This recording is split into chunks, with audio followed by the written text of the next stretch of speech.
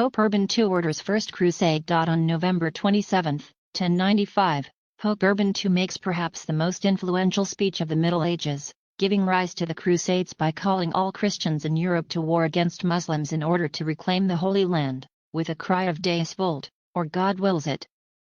Born Odo of Lagery in 1042, Urban was a protege of the great reformer Pope Gregory VII.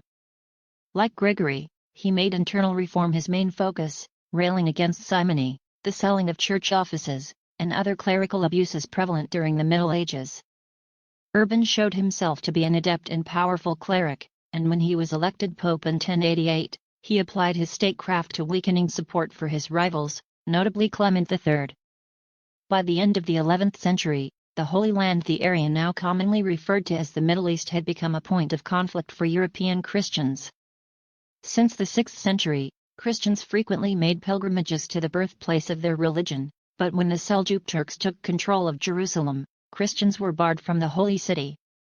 When the Turks then threatened to invade the Byzantine Empire and take Constantinople, Byzantine Emperor Alexius I made a special appeal to Urban for help. This was not the first appeal of its kind, but it came at an important time for Urban. Wanting to reinforce the power of the papacy, Urban seized the opportunity to unite Christian Europe under him as he fought to take back the Holy Land from the Turks. At the Council of Clermont, in France, at which several hundred clerics and noblemen gathered, Urban delivered a rousing speech summoning rich and poor alike to stop their infighting and embark on a righteous war to help their fellow Christians in the East and take back Jerusalem. Urban denigrated the Muslims, exaggerating stories of their anti-Christian acts, and promised absolution and remission of sins for all who died in the service of Christ. Urban's war cry caught fire, mobilizing clerics to drum up support throughout Europe for the crusade against the Muslims. All told, between 60,000 and 100,000 people responded to Urban's call to march on Jerusalem.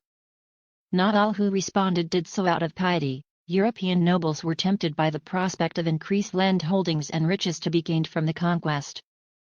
These nobles were responsible for the death of a great many innocents both on the way to and in the Holy Land, absorbing the riches and estates of those they conveniently deemed opponents to their cause. Adding to the death toll was the inexperience and lack of discipline of the Christian peasants against the trained, professional armies of the Muslims. As a result, the Christians were initially beaten back, and only through sheer force of numbers were they eventually able to triumph. Urban died in 1099, 2 weeks after the fall of Jerusalem, but before news of the Christian victory made it back to Europe. His was the first of 7 major military campaigns fought over the next 2 centuries known as the Crusades, the bloody repercussions of which are still felt today. Urban was beatified by the Roman Catholic Church in 1881,